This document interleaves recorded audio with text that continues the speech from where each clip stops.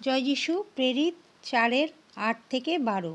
তখন পিতর পবিত্র আত্মায় পরিপূর্ণ হইয়া তাহাদিগকে কহিলেন, হে লোকদের অধ্যক্ষগণ ও প্রাচীনবর্গ, একজন দুর্বল মনুষ্যের উপকার সাধন বিষয়ে যদি অদ্য আমাদিগকে জিজ্ঞাসা করা হয়, কি প্রকারে এ সুস্থ হইয়াছে, তবে আপনারা সকলে ও সমস্ত ইসরায়েল লোক ইহা জ্ঞাত হন। নাসরতীয় যীশু খ্রীষ্টের নামে, যাহাকে আপনারা ক্রুশে দিয়াছিলেন, যাহাকে ঈশ্বর মৃতগণের মধ্য হইতে উঠাইলেন, তাহারই গুণে এই ব্যক্তি আপনাদের সম্মুখে সুস্থ শরীরে দাঁড়াইয়া আছে।